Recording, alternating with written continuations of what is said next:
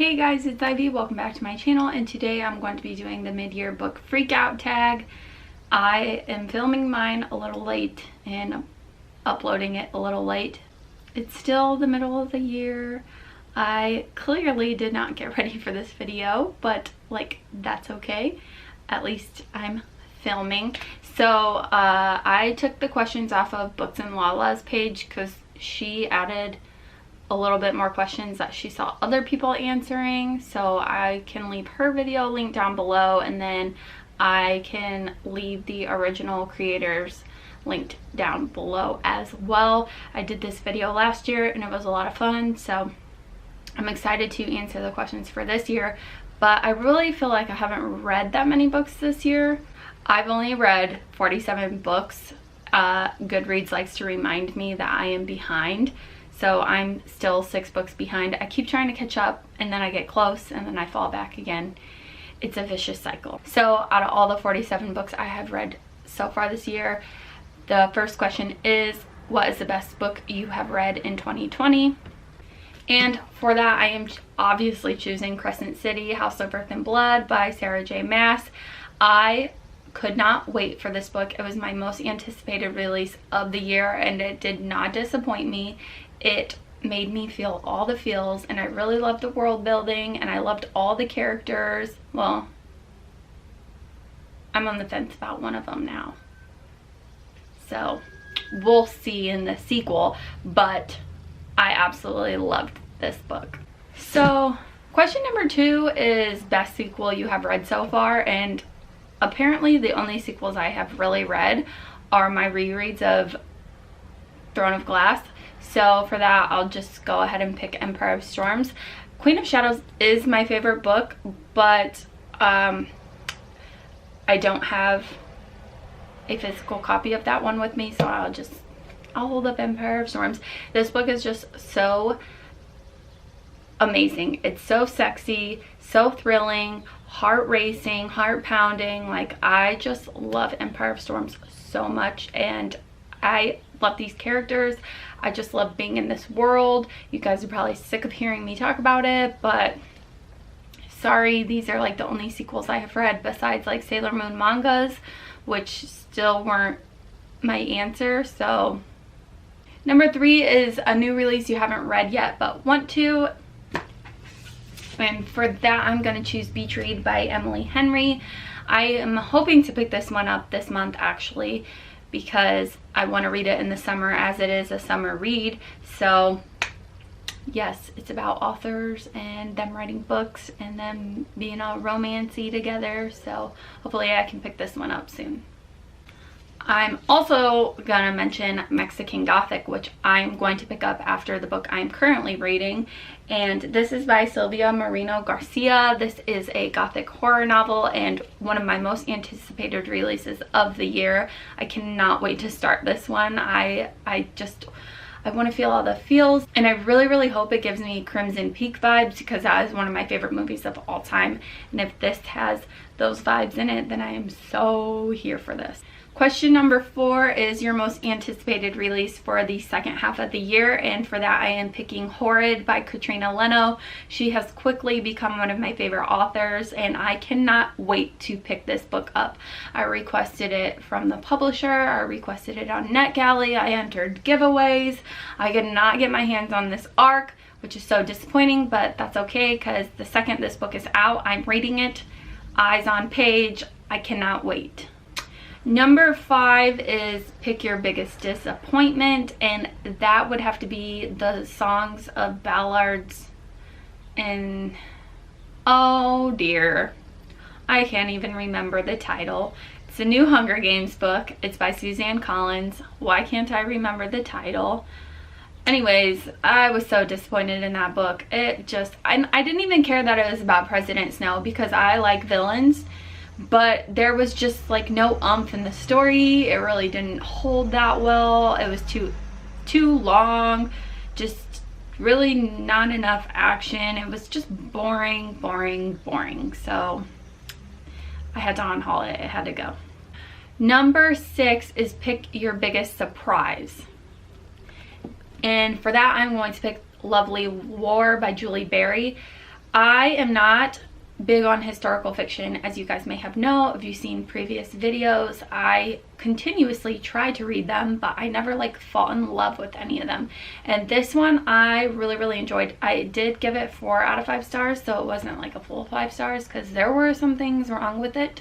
I will say that there were a lot of racial slurs used in this one, as it's like set in the early 1900s in the middle of war, so you can tell the author like tried to make it authentic, but I think she could have pulled back a little bit on using certain words, but that's just my opinion. But besides that, the romance of this book completely blew me away, and I usually don't like watching war movies or reading war books, whatever, I mix the two. So for me to like really be engaged in like keep continuously turning the page on this one, like really blew me away. It's Aphrodite on trial, spinning the tale of 2 romance stories that she helped like push people together, and it is so amazing. And there's biracial relationship representation in here, and it is just so beautiful. I really loved that. And oh, if you're a fan of Downton Abbey, then you will probably like this book. So definitely it surprised me a lot. Question number 7 is favorite author, either debut or new to you, and for that I'm going to pick Case and Calendar. This book completely blew me away, and I haven't read any other of Kaysen's books, but I have a strong feeling to be one of my favorite authors because the writing just completely blew me away, and it was so delicate and beautiful and just strong, and I really loved the characters and the way they were represented, and this story was just so beautiful, and I cannot wait to pick up more of Kaysen's books. Question number 8 is newest fictional crush, and for that I am choosing Connor from House of Earth and Blood. He is a werewolf, and he is just witty and strong and funny and charming, and if Sarah doesn't give us a prequel with more of him, I'm going to cry a million tears because I need more Connor in my life. So Sarah, if you could please get on that. We all need more Connor. Thank you. Question number 9 is newest favorite character, and for that I'm going to choose Margot from Burn Our Bodies Down by Rory Power. I like how strong and independent she becomes and how soul-searching and curious she is, and she's a really strong character, and I really just love her sense of wanting to know things about herself and about her family, and just being kind of fearless and going out there and searching, and I loved Margot. She was amazing. If you haven't read Burn Our Bodies Down, pick it up ASAP. The next question is pick a book that made you cry, and literally I am a crier, so I've cried in a lot of books. Like, I literally cried in all 3 of these. I cry in almost everything. I cried in the role of Bree Hutchins. I cried in Ask the Passengers by A.S. King. I'm just a soppy mess, so I have to have a box of Kleenex by my bed so that I can use while I'm crying, while I am reading. So probably I would say 90% of the books I have read I have cried in. So yeah. A book that made you happy is the next question, and for that I'm going to pick Clap When You Land by Elizabeth Acevedo. I really enjoyed this one. It also made me cry, and it also made me really happy. I loved the ending. I loved how the sisters just... Is this a spoiler?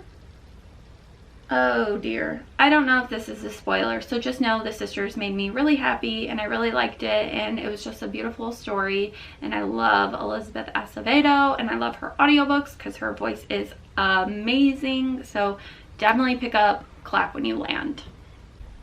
Question number 12 is most beautiful book you have bought so far this year or received, and obviously like I want to pick House of Earth and Blood for this, but I'm use that book a lot for this, so I'm going to pick The Damned by Renee Ahdieh. The inside has the map, and it's like just the end papers are so beautiful, and it's beautiful purple while it's naked, and I cannot wait to read this one. It is a very, very highly anticipated sequel on my list. I just think it's so beautiful, and I cannot wait to get back into this world because the cliffhanger in The Beautiful was crazy. So The Damned, I know, is going to be so amazing. I'm so excited, and hello, it's beautiful. Question number 13. What books do you need to read by the end of the year? I have a few for that. So one is A Burning, and this is by Megha Mahardar.